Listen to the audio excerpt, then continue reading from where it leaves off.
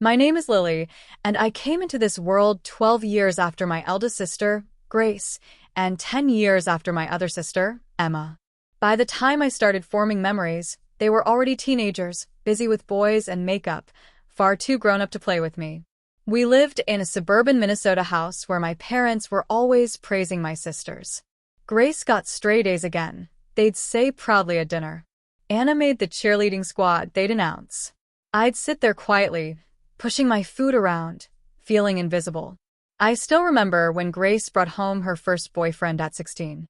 I was just 4 years old, peeking through the stairs as a nervous, spiky-haired boy shook my dad's hand. Anna started dating not long after. Both of them were beautiful, confident, and everything I wasn't. Lily, finish your homework, Mom would say without looking at me, too busy helping Grace choose prom dresses or talking about Emma's college plans. I quickly learned how to take care of myself, knowing the attention would always go to my sisters. One morning when I was 7, Mom ran into the kitchen, thrilled. Grace got into Northwestern, she exclaimed. The news was celebrated with pancakes, while I sat quietly, as usual. 2 years later, Anna left for college, and the house felt strange, too empty, yet still full of their presence. Their rooms stayed exactly as they left them, full of trophies and pictures. Meanwhile, I carved out my own space and got used to being alone.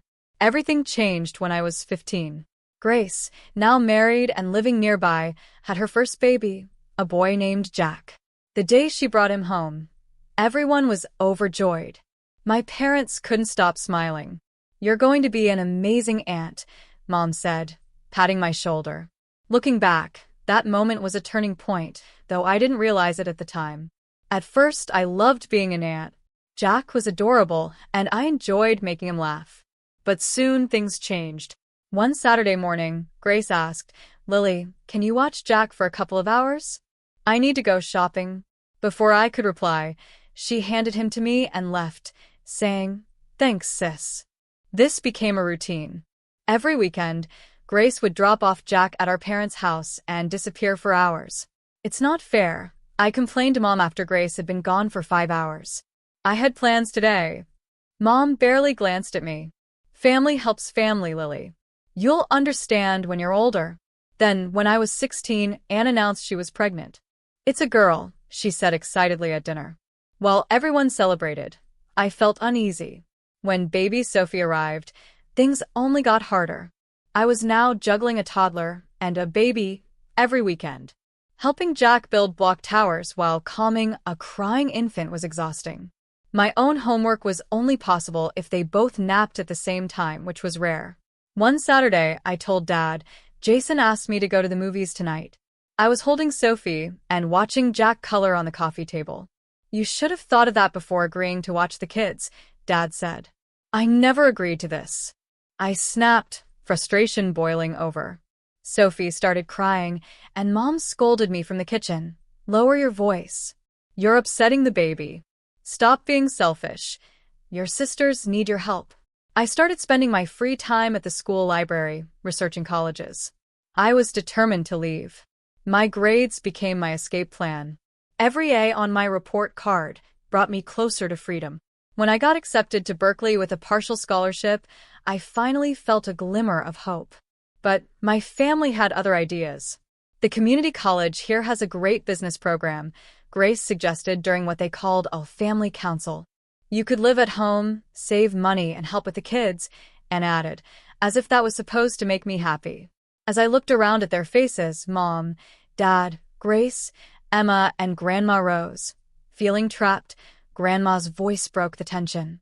"Actually, I think Berkeley is perfect for Lily," she said firmly. Everyone turned to stare at her, surprised. "That program is exactly what she needs."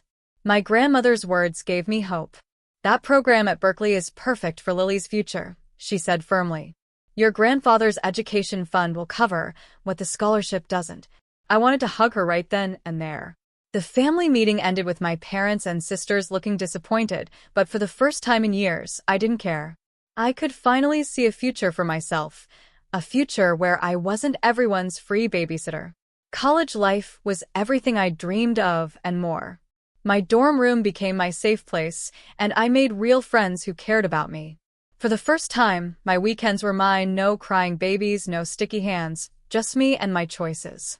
But no matter how far I went, I couldn't escape family responsibilities completely. Holidays like Thanksgiving and Christmas were non-negotiable. Mom would call weeks in advance with her guilt-filled voice, saying, "Everyone's asking about you, Lily. The kids miss their aunt." My first Christmas break after starting college was pure chaos. When I walked into the house, it felt like a daycare. Grace now had 2 boys, Jack and baby Ben. Anna had added a boy, Max, to her family alongside Sophie. Before I could even settle in, Aunt Laura called out, "Lily, the kids have been asking about you." Her twin 5-year-olds came running toward me. I thought, no, they haven't. They barely know me.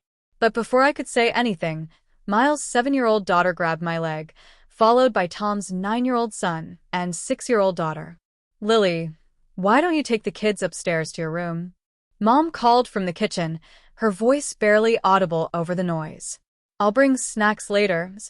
And just like that, I was herding 8 children up the stairs, feeling more like a nanny than a college student. My old room turned into a disaster zone. Toys were scattered everywhere, juice spilled on my bedspread, and crayon marks mysteriously appeared on the walls. Hours went by. I could smell the delicious food from downstairs while my stomach growled, but I stayed stuck in my room. When Mom finally brought a plate of kid-friendly snacks, she barely even looked at me. By the time the kids' parents started collecting them around 8 p.m., the dining room was empty except for dirty dishes and scraps of food. "Sam was an angel for you, right?" Anna said as she put on her coat, not even waiting for my response. One by one, Grace, Emma, Janet, and the others left, chatting with each other as they carried their kids to the car. Not a single thank you. Not one person asked if I'd eaten. "Lily, be a dear and help me with these dishes," Mom said, as if I hadn't just spent the entire day looking after everyone's kids. I stared at the mountain of dirty plates, feeling completely drained. A week later, during finals, I got a message from Mom. "Grace and Anna are coming with the kids," it said cheerfully. "Plus Janet's twins, Miles' girls, and Tom's kids." Oh, and exciting news, Grace's sister-in-law Beth is joining us with her 3 kids. It'll be such a wonderful Christmas with all the little ones. I froze, doing the math in my head. 12 kids. 12. My heart sank. I thought about my friends at college, like Kate, who came back from holidays with stories of board games, movie nights, and real family dinners. My biggest holiday memory was being treated like free childcare. I didn't reply to Mom's message. Instead, I packed my bag for Christmas break with a new sense of calm. For once, I wasn't dreading it. I had a plan. The days leading up to Christmas were deceptively normal. I helped Mom cook her signature dishes, pot roast, honey-glazed ham, and apple pie. I decorated the Christmas tree, carefully hanging the ornaments I'd made as a kid. It felt almost peaceful. But Christmas Day arrived with the usual chaos. Cars filled the driveway, one after another. Grace showed up first with her 2 boys, followed by Anna with Sophie and Max. Then Beth arrived with her 3 kids, all under 7. More relatives poured in, each adding more children to the noise. I stood in the corner, watching the madness unfold. The noise level kept rising. Grace came over, balancing her youngest on her hip. "Lily," she called, using that tone I knew all too well. It was the tone she used whenever she was about to hand her responsibilities over to me. "See? They can't wait to play with their favorite aunt," Grace said, nudging her kids toward me like she'd done countless times before. But this time was different. I stood my ground, my heart pounding but my voice steady. "No," I said firmly. "I'm not watching the kids today. I'm here to enjoy Christmas, like everyone else." The room didn't exactly go silent. There were too many kids for that, but the adults froze. Grace's mouth fell open. Mom stood in the doorway holding a plate of cookies, stunned. Dad lowered his newspaper, raising an eyebrow. "But who's going to watch the kids?" Emma's panicked voice rose over the chaos. I didn't answer. I just turned and walked up the stairs. Glancing back, I caught Mom's helpless shrug and the bewildered expressions on everyone's faces. They looked like someone had just told them Christmas was canceled. In my room, I shut the door with a satisfying click, the soft sound marking the end of years of frustration. Flopping onto my twin bed, the same one I'd had since middle school, I let out a long sigh. From downstairs, I could hear muffled chaos. Kids crying, things being dropped, and adults' voices rising in confusion. "She's so selfish," someone muttered, their words drifting up through the floorboards. In my day, another voice chimed in, followed by an exasperated sigh. Instead of feeling upset, I smiled. Let them talk. Let them figure out how to handle their own kids for once. My phone buzzed with a message from Kate. "Did you do it? Did you finally stand up to them?" "Operation Freedom is in progress," I typed back. "Currently hiding in my room while they figure out how to parent their own kids." A knock interrupted my texting. "Lily's?" Mom's voice tried to sound caring, but it was more annoyed and desperate. "The children are asking for you." "I'm busy, Mom," I called back, not moving an inch from my comfortable spot on the bed. Her heavy sigh was followed by the sound of her footsteps retreating down the hallway. I went back to my phone, laughing at the group chat with my college friends. Jessica's uncle was drunk again, Tom's grandma was grilling him about finding a girlfriend, and Kate's brother had brought a surprise date to Christmas dinner. Their family dramas made me feel less alone and gave me more reason to stay put. 2 hours passed peacefully as I ignored the chaos downstairs. My friends kept sending messages of encouragement, knowing how long I'd been putting up with my family's babysitting expectations. Eventually, the noise from below quieted, settling into a new rhythm, one that didn't involve me. When I finally went downstairs for dinner, it was like I'd risen from the dead. Aunt Laura dropped her fork in shock, and Cousin Mile froze mid-sentence. I glanced around, noticing Anna was missing. Through the living room doorway, I spotted her trying to organize a game with the kids. Her hair, usually perfect, was now messy, and a mysterious stain covered her festive sweater. For the first time ever, I took a seat at the adult table. The spread before me was untouched, still fresh and hot. No leftovers. No half-eaten kids' plates. I filled my plate with Mom's honey-glazed ham, Aunt Janet's sweet potato casserole, and Cousin Miles' green beans, savoring every bite. The weight of disapproving stares didn't faze me. Halfway through my first proper holiday meal in years, Grace finally snapped. "Looks like someone's gotten too big for their boots at college," she said, her voice dripping with sarcasm. "Seems like you've forgotten all about sisterly duties." I took my time chewing, deliberately enjoying my mashed potatoes. The food was too good to rush. "Funny thing about sisterly duties," I said calmly, looking her in the eye. "I don't remember seeing free babysitter in the manual. Maybe you can show me that chapter, right after the part where parents are supposed to watch their own kids." The room filled with gasps. Aunt Laura actually clutched her pearls. I didn't even know people did that in real life. Cousin Mile became very interested in her green beans, while Uncle Tom seemed to shrink into his chair. Mom and Dad exchanged their classic, disappointed, but not causing a scene look. Dad froze mid-bite, and Mom's tight smile wavered. But instead of the lecture I expected, Mom cleared her throat and asked Uncle Tom about his new job. The conversation stumbled back to life, though the tension lingered. Grace's voice cut through the room. "The boys have been so excited to play with their favorite aunt." She was already nudging them toward me, just like she had 100 times before. But this time I didn't move. I met her gaze, steady despite my racing heart, and said, "No, I'm not watching the kids today. I'm here to enjoy Christmas, just like everyone else." The room didn't go quiet. There were too many kids for that, but I felt the ripple of shock. Grace's mouth hung open. Mom froze in the doorway with a plate of cookies. Dad lowered his newspaper, eyebrows raised. "But who's going to watch the kids?" Emma's panicked voice carried over the chaos. Without answering, I turned and walked upstairs. As I glanced back, I caught their bewildered faces. They looked as if Christmas itself had been canceled. Once in my room, I closed the door softly. The click felt final, like putting an end to years of being treated as the unpaid babysitter. I flopped onto my bed, letting out a long sigh. From downstairs, I could hear the chaos. Kids were crying, things were being dropped, and adults' voices rose and fell. Can you believe her? So selfish, someone muttered. In my day, another voice chimed in. Instead of feeling hurt, I smiled. Let them talk. Let them figure out how to handle their own kids for once. My phone buzzed. It was a text from Kate. Did you do it? Did you finally stand up to them? Operation Freedom is in progress, I replied. I'm in my room while they figure out how to be parents. 2 hours passed peacefully. I scrolled through messages from my friends who were dealing with their own family dramas. Jessica's uncle was drunk again. Tom's grandma was grilling him about getting married. Kate's brother had brought a surprise girlfriend to dinner. Their chaos made me feel less alone and grateful for the silence in my room. Eventually, I went downstairs for dinner.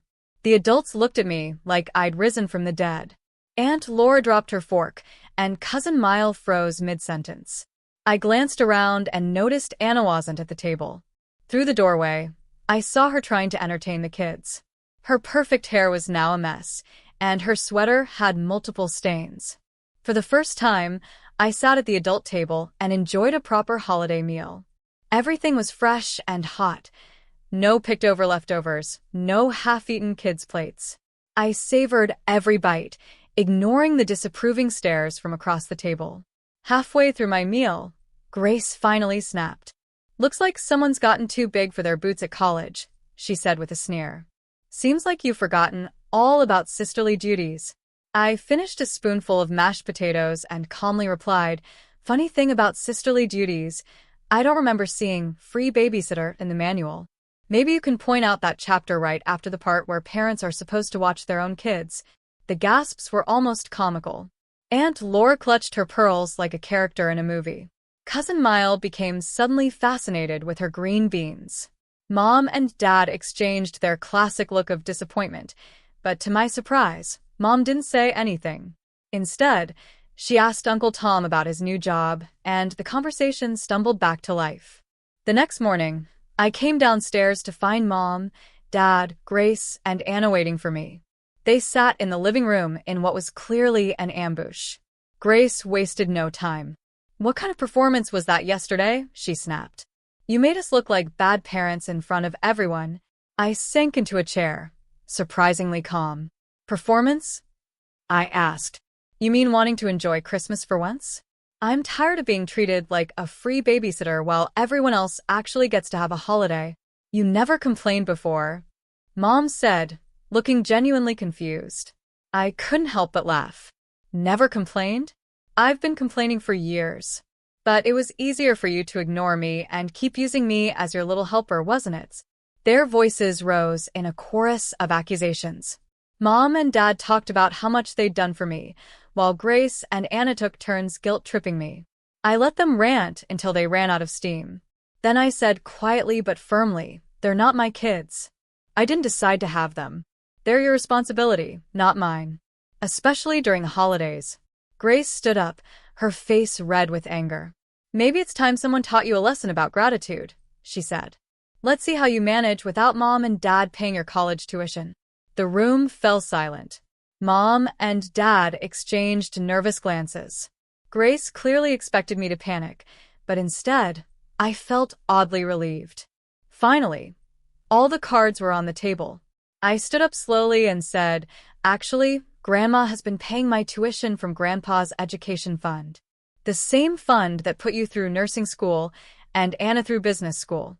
And even if that wasn't the case, I have a scholarship.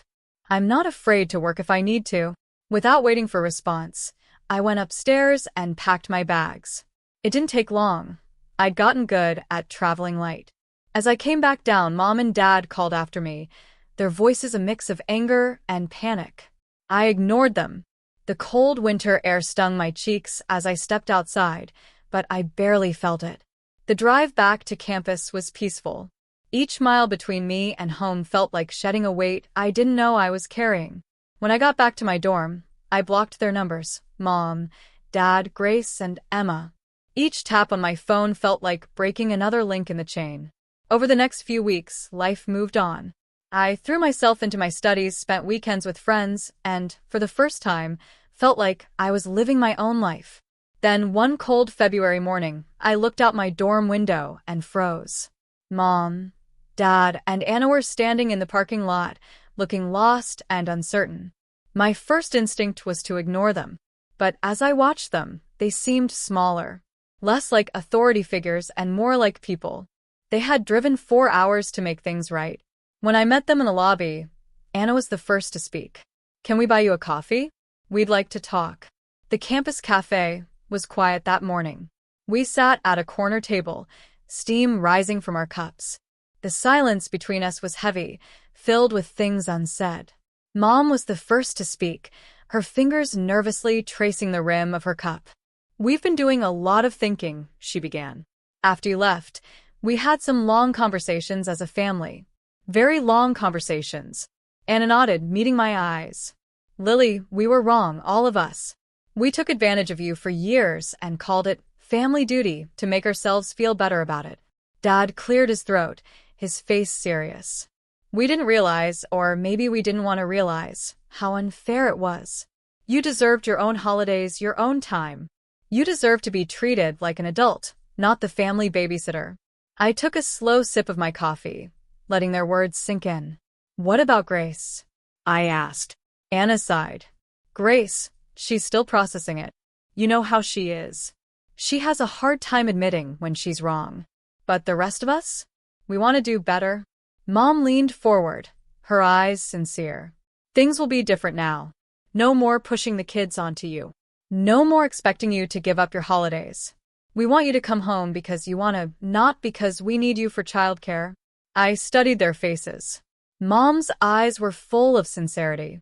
Dad looked regretful. Emma's posture was open, showing she was ready to make things right.